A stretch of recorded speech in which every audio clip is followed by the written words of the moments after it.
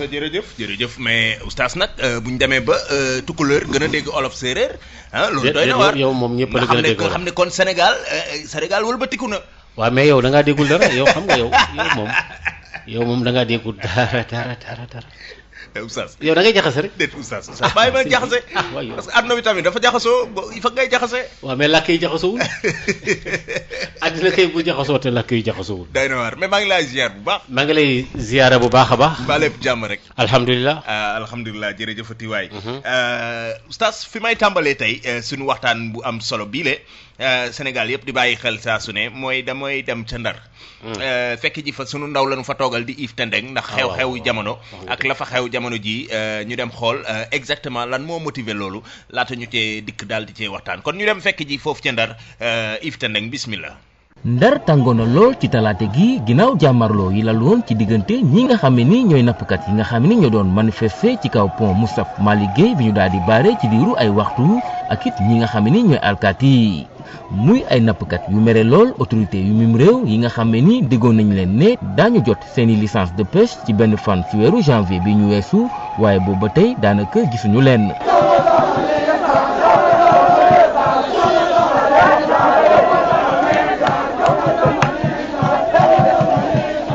loolu waraloon seeni nakkar gi ñu daal di wone ci xeer yi ñu daan xaañ ñi nga xam ne ni ñooy alkaati yi te ñooñu lee daal di leen delloo ay tir grenade ak gaz lacrymogène.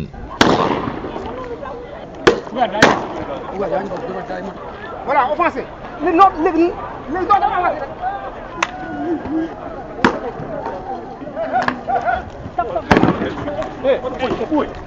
muy ay jàmmarloo yi nga xam ne ni juróon na yàqu-yàqute yu bëri ginnaaw manifestant yi nga xam ne ni jot nañu taal ñetti oto yàq bërëbu Sénélec balaa ñuy soog a taal bërëb bi nga xam ne ni moo soxal centre de documentation et des archives bu kuréelu OMVS ñoom itam jot nañ faa taal yenn ci gaalu nappkat yi balaa ñuy soog a teg loxo ñenn ci manifestant yi bëriwoon na fa nit ñu fa jëlee ay gaañu-gaañu li ko dalee ci ñi nga xam ne ni ñooy alkaati yi jàpp ñi nga xam ne ni ñoo doon manifester waaye daal jàmm ji daanaka ñi nga xam ne ni ñooy alkaati yi rawatina policiers yi ak ñi nga xam ne ni ñooy gendarmerie daal di des ci bërëb bi ngir saytu kaaraange gi ki doon jokkoo ak yéen fii ci Saint-Louis Yves Tendeng Sud FM. aywa kon jërëjëf Yves Tendeng di sunu ndaw la nu toogal foofu ca diwaanu Ndar laata sax may ñëw ci li motiver lii lépp ba nu fay àgg oustaz ndax yàq-yàq yeeg jaxasoo beeg ak toj yeeg yooyu ndax yoon la jaadu na ci sa gis-gis. waa xam nga yàq moom amu ci genn gu jaadu léegi kay yàq moom amul benn gu jaadu waaye dañuy wax lu tax ñu yàq su fekkee yàq am na waaye yàq moom yàq kañ am na ndax rajo xanaa siège Sénélec ba fa nekk moo tax man la déggoo wolof xam nga li ma lay wax nii waa archive kii nekk xaw ma naka OMVS kii nañ ko kon kañ yàq am na waaw loolu tax man la su fekkee yàq am na waaw boo ne bu fekkee yàq am na mooy waaw defal ndànk rek xam nga waxaguma ci sujet ba léegi man damay introduire déet ba su fekkee kañ moo ma ci jaaxal waaw da ngay bàyyi ba ma pare xam nga moom la xamoo gëmuñu sàmm lu muy walis nga bëgg koo fal maanaam fu mu mën a doon fu ne bu fekkee yàq am na fa xam nga fii moom yàq am na ba noppi moom ci Ndar am na yàq yu fam ndax jàppante moomoon ci diggante alkaati yi ak nappkat yi nekk Guet Ndar te loolu kenn du ne guléet ndax barki démb boo njaay doon nañ ko def fële ca Mbuur ci benn quai de pêche buñ bëggoon a tabax foofule te yëgaluñ ko nappkat yi coow li na kur bu am ñun ci jàpp am ñu ci loru am ñu ci am ay gaañu ba blessé ci ay alkaati alors léegi li am mooy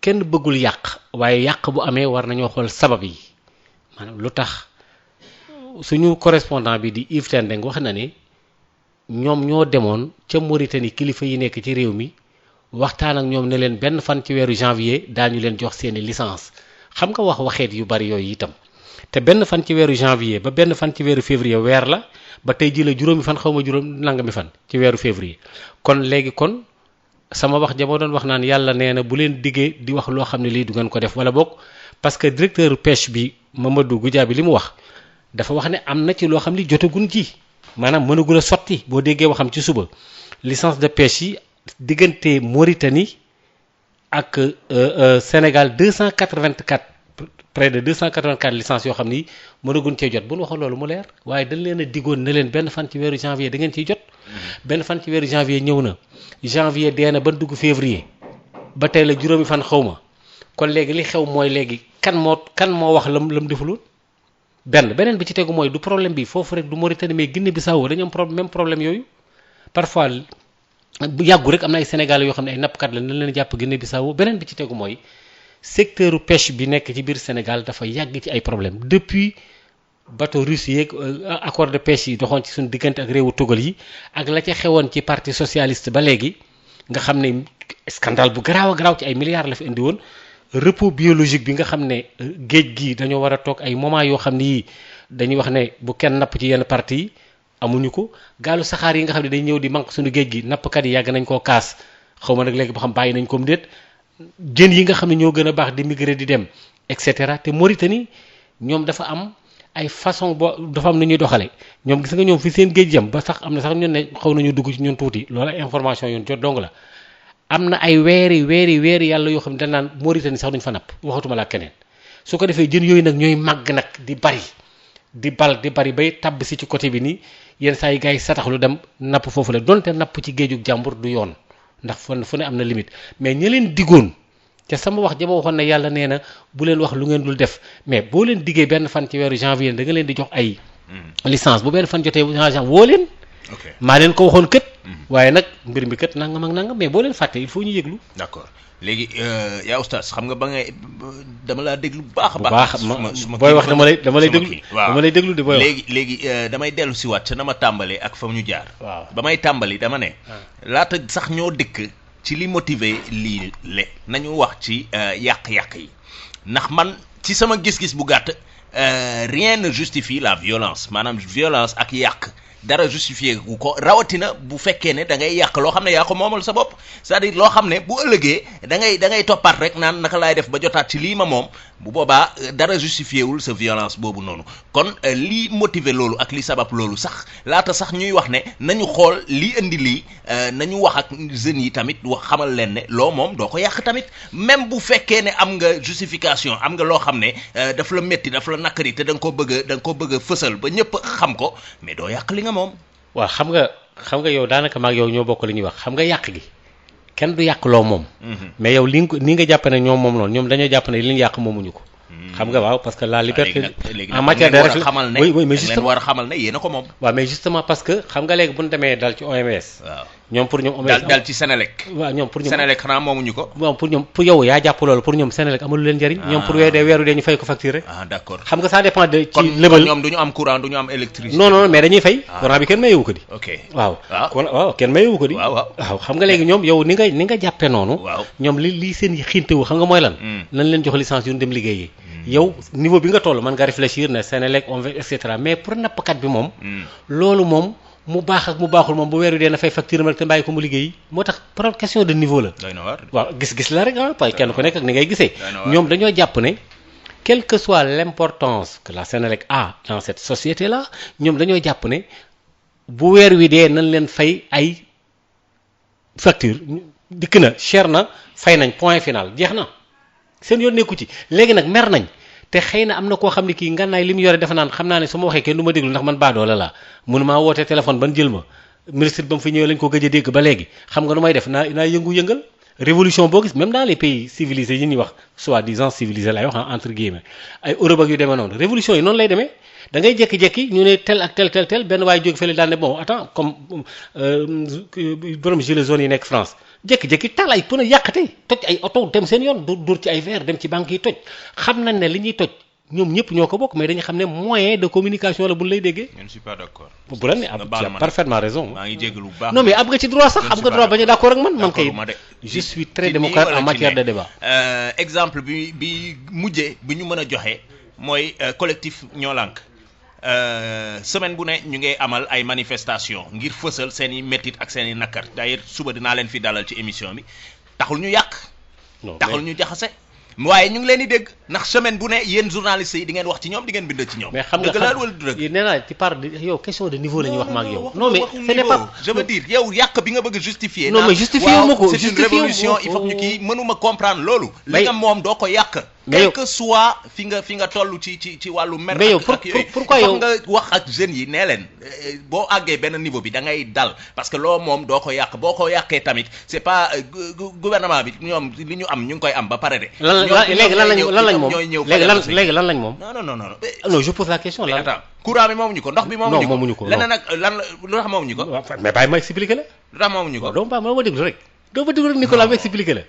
xam nga question de niveau la mooy li ma la wax ni gis-gis yi. bu ma wax niveau waaye. waaw mais attends waaw mais écoute-moi mais. nekk nii bu bëgg ma justifier loo waaye yàq bi c'est normal. non xam nga yow man ba léegi néew ba may tàmbali dama ne la yàq baaxul. xam nga bi may tàmbali mais Nicolas bi may tàmbali dama ne la. c'est que yàq baaxul ba pare lañ ci teg ne waaye dafa am lu sabab yàq bi. waaw mais loolu kañ ñëpp comprendre nañ ko. waaw boo meree kañ effectivement il faut nga wane sa mer on est tout le monde est d'accord là-dessus. mais façon waneen bi laay waxee man. est-ce que duñu expliquer nit yi ne am na nooy wanee sa mer te soxla woo àgg benn extrémité mais loolu wax naa la ko c'est que da nga ma déglu wër sama discours c'est-à-dire que xam nga waxuma leen ne na xale yi dem yàq loolu du ma ko mas a wax loolu ëpp na maa mag loolu du ma waxit ne yàq dafa baax wala dafa dagan loolu du ma ko mas a wax ci àddina xalaatuma ko sax mais dama lay wax ne la mbir bu amee arab yi dañu wax ne li kulli shay'in sababun léegi bu dara amee yàq gi kenn rafetlu wu ko baaxul loolu ànd naa ci yow de dès le départ nee naa la yàq fu mu mën a amee kenn rafetlu wu ko mais su fekkente ne benn moyen bi nga am parce que Senelec man ñoom yaa jàpp yow ci seen niveau de réflexion yaa jàpp ne ñoom moom Senelec mais nappkat bi dëkk Ndar moom nekk Guet Ndar pour moom Senelec ça mu exister mu bañ exister ça importe peu parce que nit société si non mais je suis d'accord mais li ma lay wax ni mais Nicolas xam nga man mii di wax ak yow Senelec man ci sama bopp xam nga man journaliste la damay fay facture keneen day fay nangam ak nangam mais man Senelec séq muy lu dul ma taal courant ma fay ko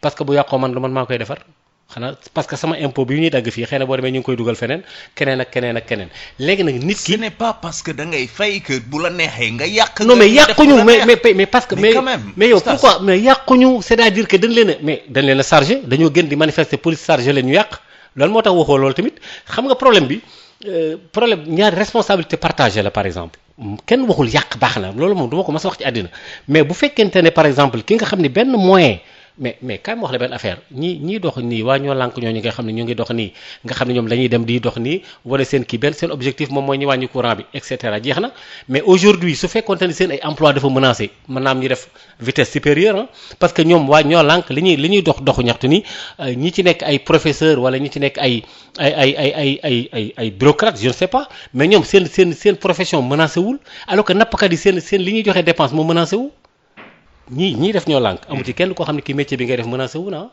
dañuy kaasa ay pourquoi ngeen di yokk courant bi point wàññi leen ko mettre na ci askan wi c'est légitime d'accord mais bu fekkoonte ne ay professeur tey comme jàngalekat yi seen profession moo menacé wu dañuy dem vitesse supérieure parce que nappkat yi seen liggéey moom lañ nar a salaxal ku toog war a joxe dépense nga toog weeru yàlla mën a dugg ci géej gi nappi ay bu la neexee nga waxuma nag ñu yàq de wax dëgg yàlla mais si c'est menacé d'accord seen liggéey yi allez 88 628 98 98 yaa oustaz ne ko allo ay ci bismillah salaamaaleykum wa rahmatullah waaleykum salaam wa rahmatullah ñu ngi lay ziar bu baax waaw man de toujours daan naa déglu seen seen émission toujours quoi waaye tey jii wax dëgg yàlla Nicolas daal man wax la li mu wax la ànd ak quoi. am nga ci droit de da nga def analyse yu rafet waaye tey jii. je suis d'accord avec toi li nga analyse Nicolas la àndal daal. waaw man kay yàq pourtant moom de am na fu ñu àndee nee naa ko yàq baaxul waaye li tax ñu yàq lañu war a xool.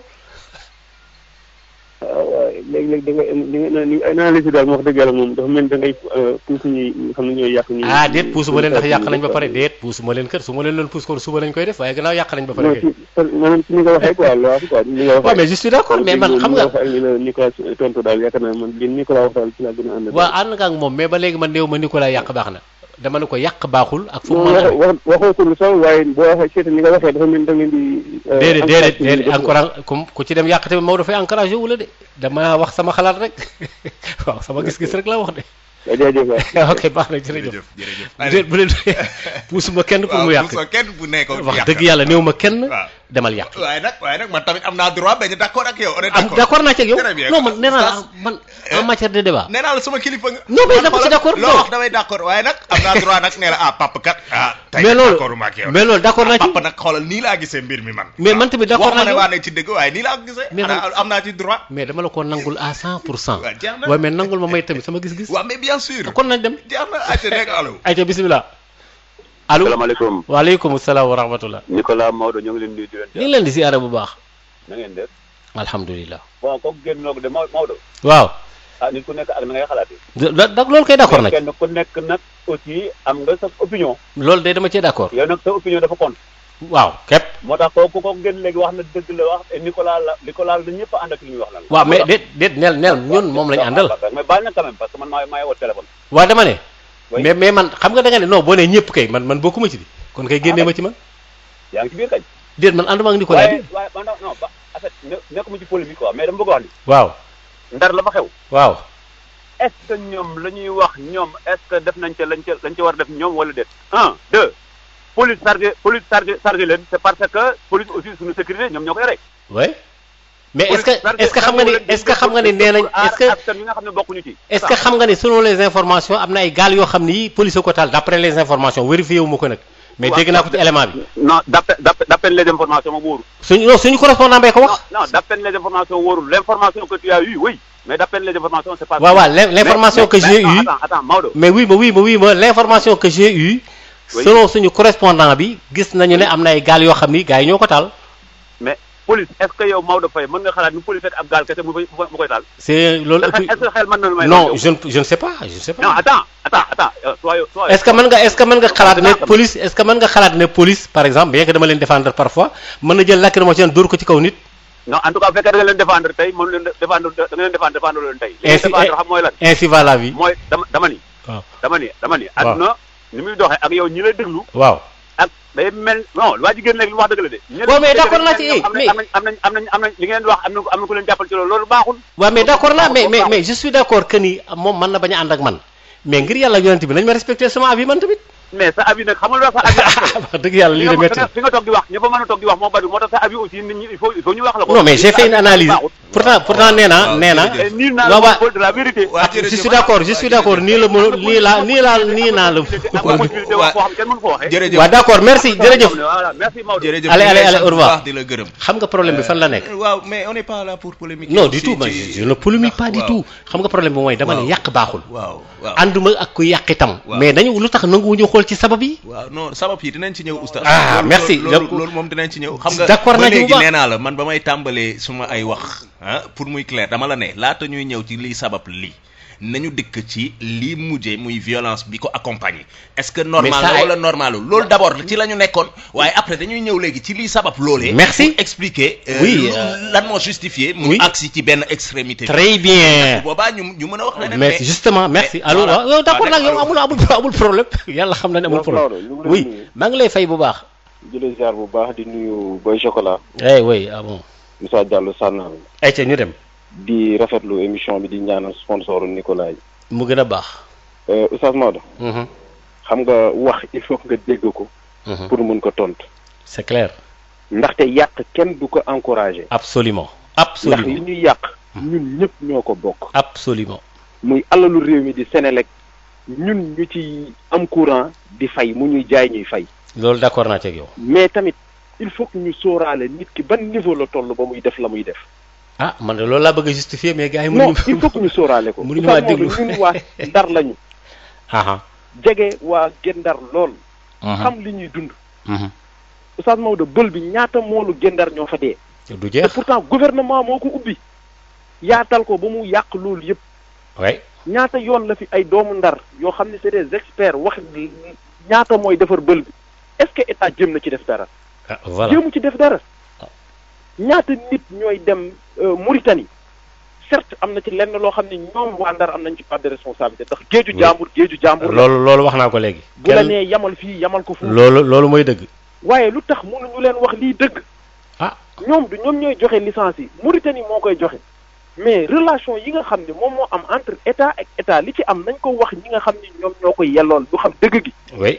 bu waree doon tey ñu xam ko bu waree doon ñaari at ñu xam ko bu ko defee ñu sàkk pexe mbir mi loolu la kenn du encouragé nag yàq mais tamit nañu xool nit ki fa mu toll merci loolu mooy wax ji kon tey bu ñu ñëw bëgg a jël mbir mi bëgg lu ko xëpp déedéet man kay wax dëgg sama yoon duñ ko nangu te tamit waaw gis nga gaal yi waa Gendar taaluñu seen ay gaal lacrymogène lañ ci sànni mu fekk fa essence su gaal yi taal gaal yi man de loolu suñ correspondant bi de loolu la wax non nañu waxante dëgg te yàlla tax am naa sama benn waay boo xam ni fa la ko fekk filmé na lépp envoyé ma ko ci téléphone am avant rajo yi di ko wax tamit waa gars yi bu ñu nekkee côté hôpital fa la force de l'ordre yi nekk waa Gendar nekk beneen rive bi dex gi moo dox seen diggante muy dex gu ndaw gi gaal yi féete yoo beneen rive bi ci dex gu ndaw gi lacrymogène bu ñëwee dal foofu fekk fa essence gaal daf koy taal loolu li ci am en tout cas am na gaal yu tàkk moom c'est clair mais looloy dëgg am na gaal yu tàkk loolu moom am na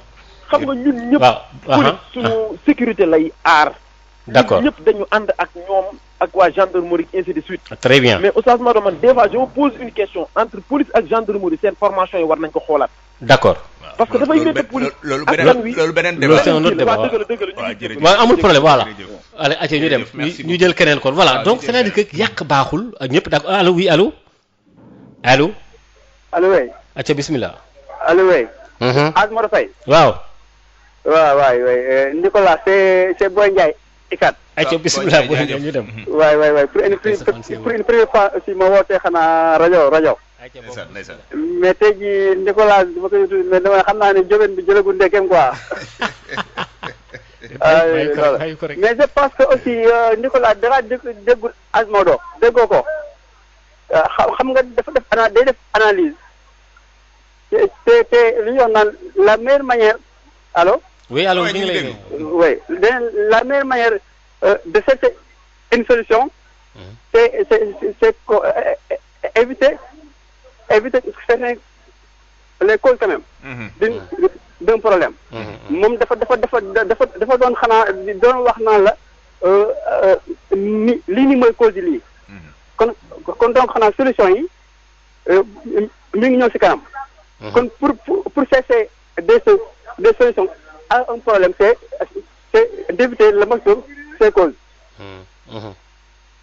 d'accord voilà merci def naa leer na waaw c'est clair waaw serveur bi nag dafa bëri ay waaw dafay bëri xam na intervenant yoo macha allah ne ko allo aleykum salaam wa rahmatullah Alaaji Maodo maa ngi siyaare bu baax noo ngi siyaare bu baax tubarkalla waaw di bëgg nit ñi rek ñu jëfandikoo suñu xel kay parce que yaakaar naa su fekkee ne dañu wax ne Maodo li mu wax dafa encouragé xale yi li ñuy def kon mën nañoo wax ne Nicolas dafay encouragé état bi pour ñu bañ a def li ñu war a def kon ñaar yi jëmul foofu ci analyse ñun ñuy déglu rek ñu bokk dégloo leen noonu Nicolas yaakaar naa dégg naa mu ne ñoo lànk ñoo bañ boobaak léegi tojuñu defuñu dara te li ñuy wax ñu ngi leen di dégg mais li ñuy faj ndax faju na wala faju ndax yaakaar naa biñ koy wax nee nañ leen ñoo lànk duñ wàññi courant bi nee nañ leen kenn yi feeg yéen a ngi tudd ji Mary Sagna duñ ko bàyyi mais yaakaar naa keroog ba étudiants yi génnee ne tey balaa jant bee soo Diop moom dina génn jàngale ñu wala nu yàq dañ koo bàyyi kon nañ delluwaat suñu xel daal nañ delluwaat suñu xel kilifa yi di déglu askan wi parce que bët bu set da ngay dégg même ñi nekk ci état bi ñu amee discours gentleman boo xamee ne dañ leen duñ def nangam def nañ ko dara xewut dañ leen duñ def nangam yooyu nañ ko bàyyi nit soo ko poussé dama ne ginaar dañ koy jàpp dàq ko rendi mais gis nga bis boo ko tëjee ba amul fu mu jëm ci sa kaw la jëm si doo amul sens doo defee ay bët état bi nañu xamante ne nit ñi amuñu intérêt bi génn ci mbedd mi di yàq mais doomu aadama su demee ba nga xamante ne amatul lenn lu muy def par force muy def étudiant bi wala ki nga xam ne ab ministre la jàng liggéey ba ngoon jot mu xëy dem dikk di marché di am bu muy kaas bokk te ki nga xam ne benn intérêt la am tiim ko addunaam nekk ci njàngam dombam lépp nekk ci nga xëy bëgg ko xañ dama wax ne la nit ku nar a jël boppam def ko ci biir géej gii ngir bëgg a dem Espagne di dox barsax wala barsax jóge jël bakkanam li mu yore ko si ñëw soo ko bëggee jël mu jox la bakkanam waaleykum salaam wa rahmatullah jërëjëf ñu ngi lay ziar bu baax di ziare képp ko di bon remercier képp koo xam ne kii maanaam woote nga rek daal ak foo mën a wootee jërëjëf am na solo yaa oustaz justement fi mu daanalee foofu laay yëkkatee.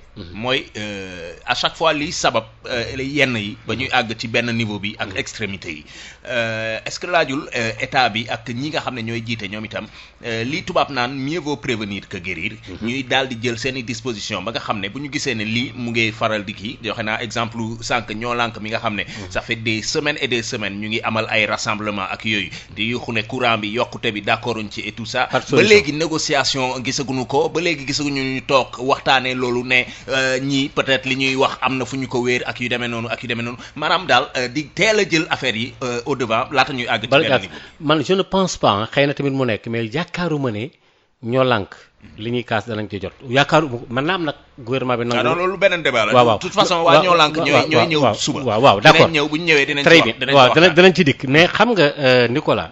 xam nga wax ci boppam wax. dafa doy waar. surtout bu dee làkk bi ngay làkk am na ci loo maîtriser am loo ci maîtriser wul ku mel ne man nga xam ne wolof dafa xaw a doy waar gis nga li nga wax dafa am solo trop. bu doon ci lislaam bu ne léegi diw sàcc na bala ñoo dagg loxo bi danaan lu tax mu sàcc. ak fu mu sàccee. waaye duñ tëb rek daal ne sàcc na lan dagg loxo bi. dañ naan lu tax mu sàcc mooy li ngay wax léegi nii. ndax léegi gouverner c'est prévoir est-ce que mënuñu prévenir mënuñu xool. li nga xam ne bu ñu bàyyee sawara wi mën naa dem ba mu yàgg mu tàkk ba yëndëx ba gëndëxle ba alawte ko ay mbir ñu ne nañ ko dànk fii nappkat yi dañu wax ne ñoom dafa am waxtaan doxoon ci diggante kilifa yi ak Mauritanie ñu nekk ci ay jafe-jafe parce que bël bi comme li mbokk mi wax léegi man sax fàtte woon naa ko gars yi ñoo ko réouvrir ñoo ko ubbiwaat il y a eu des morts énormément de morts te am na benn ministre bu fa demoon ne danañ fexe ba defaraat ko te ba mu ko waxee ba léegi tabarkalla wax ja daal mooy li may wax rek li yàlla naan lu tax ngeen di wax loo xam ne lii du ngeen ko def. alors ñoom ci seen biir ñoom ñoo wax kenn waxul ñu ne le 1er janvier lañ ñu waxoon de. ba tey nag yàq moom baaxul yàq kenn bëggu ko wax naa fii ci samay wax ne awma sax fitu di pousse nit ñi pour ñu yàq loolu sax dama koo mag man loolu du ma ko def. alors ñu 1er janvier ñëw bu ñëwee ba jàll ba teg 15 jours xam nga nooy def. maa waxtaanoon ak gars yi. na leen 1er janvier danaa leen jox licence yi. licence yi 1er janvier jàll na xam nga nu may def damay taalaat sama oto dama waxtaan ak ñoom. leen la ma leen diggoon kët wax dëgg yàlla gàpp bi jot na ñëw na waaye amagul su ma sañoon ngeen taaxeerlu nangam ak nangam ñu xool ba xam nga en politique il y a une diplomatie quoi booy wax. nañu def ndànk rek ngeen tey xëy na nangam. àll na seen ndaw dégguñu dara kon léegi ñaari problème am na mooy ñi leen diggoon gàpp ba jàll na te defuñu ko beneen bi it ba gàpp ba jàllee tamit jotaatuñu beneen information.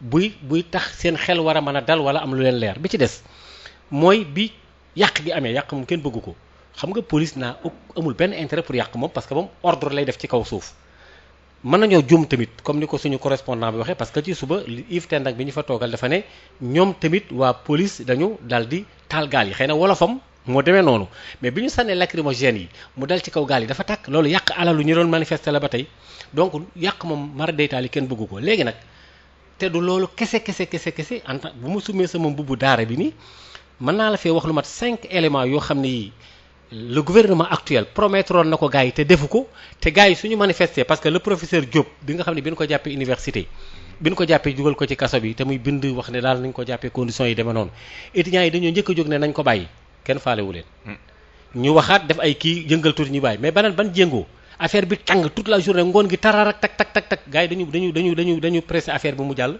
parce que li ñuy bañ mooy pinc mi tàmbali di yëngu te la ñax gu wow mën naa lakk ñax gu tooy xam ni ko wolof di faral di lébee kenn yéenewul parce que problème kenn yéenewul Sénégal mu am problème parce que loolu ñun sax ñoo ci njëkk a loru mais dafay am loo xam ne ñi nga xam ne ñoo di gouverner wax naa la fii ci l'islam ne la sooy laaj baatu askan wi ban jox la ko la nga def ñu koy bàkkoo ne la yaa fi def nangam gàcce la parce que looloo taxoon ñu fal la da ngay def lu ëpp la taxoon ñu fal la ñu xam ne kon njortu askan wi fa mu ne woon def nga ba def lu ko ëpp waaye bu dee sa programme la nga ca waxoon bu dee 50 xëy nag ñoom sax reconnaître nañ ju bëree bëri même autosuffisance en riz bi sax en 2017 dem nañ ba yàgg ñu reconnaître na objectif la woon waaye mënuñu caa yegg donc il y a eu énormément de problèmes mais yàq moom kenn bëggu ko man bëgguma waa Guet Ndar ñu yàq te yàlla bu kenn yàqal kenn mais nag xam nga tamit ay alxuraan dafa wax ne bu xasee ba jolli wattaqu fitnatan laa tusibanna lazina salamu minkum xaas parce que ay du yom ci bopp borom moom la yàlla di jàngale foofu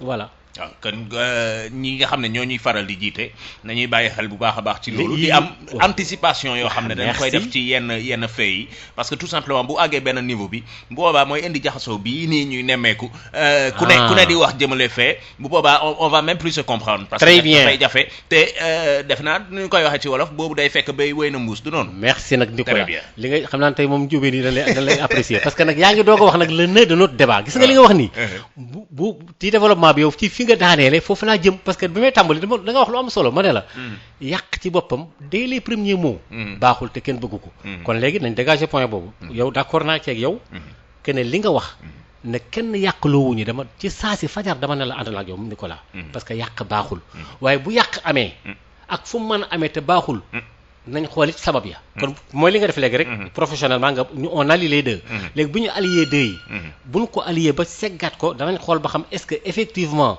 ñu yàq moom waruñu woon a yàq waaye gis nga yonent bi sallallahu alayhi wa sallam dafa am bis ñu affaire bi jaxasoo ci Medina nangam ak nangam gars yi yaakaar ne ñoom ñoo tooñ seen bopp ñu yàlla moo leen seetaan ak yu demee noonu ci exemple ci waxin mu ne déedéet yéen a tooñ seen bopp parce que fi ñu leen tegoon wala leen def la woon yéen a ko deful c'est-à-dire que Uhud bi ñu fa demee bi leen yonent bi joxee ay ndigal par exemple ci waxin ne leen yem leen fii bu ngeen yemee kii nangam gars yi fekk ndigal la ñu bàyyi ko nekk ca leneen conséquences yam jur dañ caa rey ñu bëree bëri te kenn yéenewul woon ñu rey ca ñu bëree bëri donc loolu la loo gis rek dafa am cause ak effet te effet bi cause bi li muy jur la war a léegi nag pour nga régler un problème il faut ñu éviter les causes waaw d'accord beneen fait boo xam ne bokk na ci mooy géej gi nga xam ne sunu borom moo ko fi teg waaye géej gi après dafa am ay séparation maanaam ay réew ku ci nekk da ngay am foo délimiter ne fii man nga war a yem fii laa war a yem fii et cetera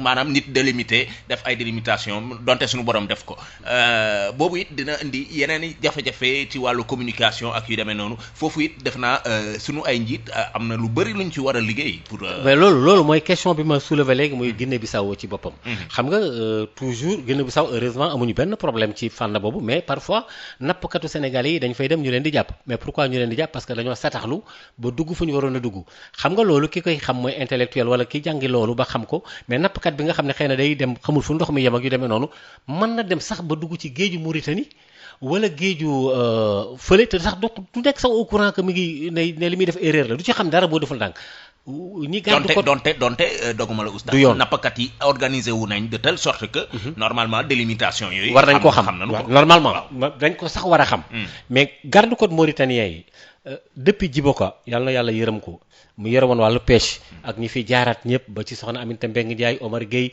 ak ñoom Ndeye Tické Ndiaye bi nekk ci gouvernement bi temps yi nekkee ci wàllu napp gi ça a été toujours comme ça toujours Mauritaniens yi da naan jàpp nañ gaal sàngam arraisonné nañu ay gaal jàpp nañ diw bàyyi nañ diw jàpp mas ngaa dégg ñu ne jàpp nañ ñaari naari Mauritanie ah xëy na am na mais man mosuma ko dégg néew ma nag amul mais waa Guet Ndar yi wala garde-côte yu Sénégal yi jàpp nañ ay naar ay nappkat xëy na am na mais man mosuma koo dégg c'est parce que donc y a un problème kon léegi li tax problème boobu di am nañu fekk ci fii reenu problème bi am ñu ne ko tipp dagg su ko defee du amati. maanaam ci wàllu accord de pêche yi ñuy faral di wax mu leer waaw après bu ñu defee accord de pêche yi ba pare. ñu communiquer ku ne respecté ku nekk respecté li ngay respecté. waaw léegi nag waaye it booy signé nga def nga jël intérêt sa waa réew absolument absolument c'est important. su ko defee les gardes-côtes sénégalais yi nga xam ne ñoom ñoo nekk ci géeju au nord du pays vers Saint-Louis jëm ci kaw.